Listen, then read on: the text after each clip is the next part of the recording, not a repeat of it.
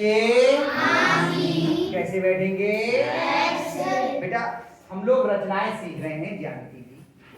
पहली रचना हमने सीख ली कि किसी रेखा खंड को खींच के उसको दो बराबर भागों में बांटना, यानी कि समद्विभाजित करना। सीखा था? हम लंबानक खींचते हैं, उससे हमने समद्विभाजित कर दिया था। आज हम नई रचना सीखेंगे, कोण के बराबर कोण की रचना। कोई भी एक कोण बनाएंगे और पटरी प्रकार की सहायता से उसी के बराबर हमें कोण बनाना है। कोण कोई सा भी कैसे बना लेते? देखिए, हम एक कोण बनाया हमने यहां, बिना नाप का एक कोण बना लिया। देखिए एक ये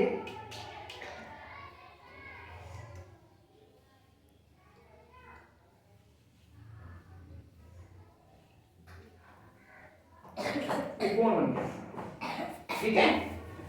इस कोण का नाम लिख देते हैं हम। ये दो किरणें हो गई और ये इसका ए बी सी। इस कोण का नाम क्या है? कोण ए बी सी। कोण ए बी सी।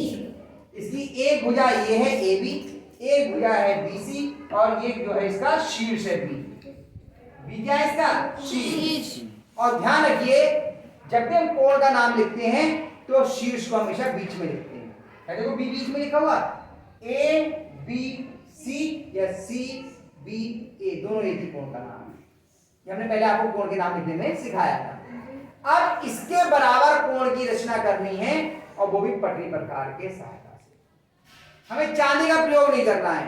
बाद में चांदी के प्रयोग से नापेंगे दोनों बराबर हैं या नहीं, ये जांच के लिए करेंगे। क्या करेंगे बराबर कोण की रचना के लिए? सबसे पहले हम एक सीधी रेखा खींचेंगे। कुछ नहीं, पहले सबसे पहले हमने एक सीधी रेखा,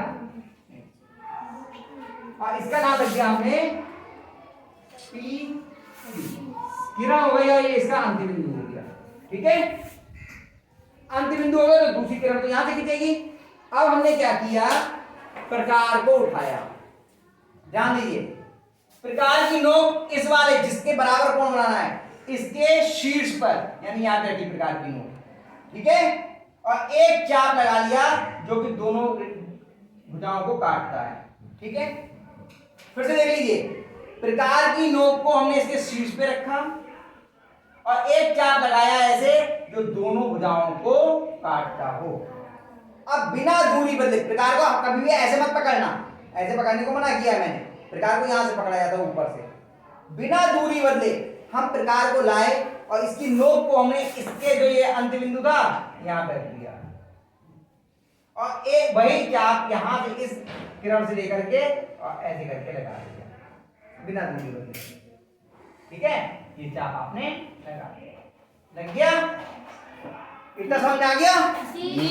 फिर समझ लीजिए, हमने इसके यहाँ पे शीर्ष पे प्रकार की नोक रखी, एक चाप लगाया जो दोनों भुजाओं को काटता हो, बिना दूरी बदले प्रकार की नोक जहां पे हमें कोण बनाना है वहां की इसमें रखा और ये बना दिया इस तरह से, ठीक है।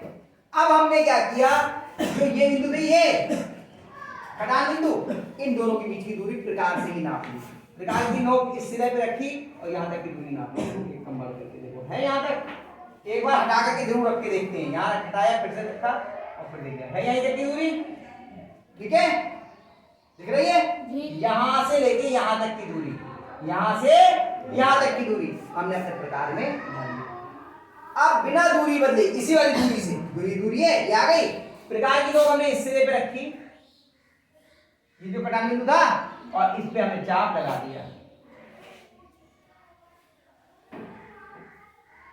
ये लगा दिया, ये कटान बिंदु आ गया, इसको हमने काट दिया।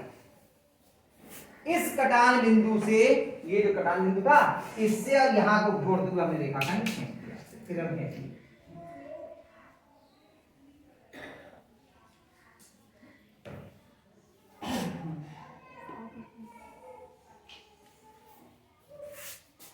इसका नाम हमने क्यू रख दिया, वो क्यू तो है आर हो गया, पी क्यू आर।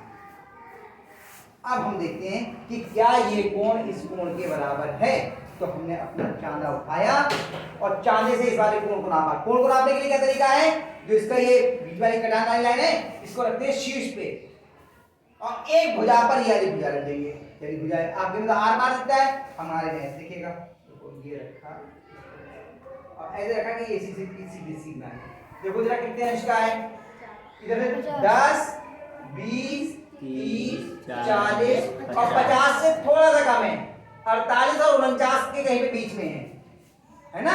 50 से तो कम दिख रहा है, 50 तो आगे निकल गया, 48 और 49 के आसपास कहीं, क्योंकि ये चौक बहुत मोटी है ना इसलिए मोटा सा दिखाई दे रहा है। 48 और 49 के आसपास कहीं है। अब यहाँ पे देखते हैं, ऐसे ही रख सकते हैं, देखो भैया,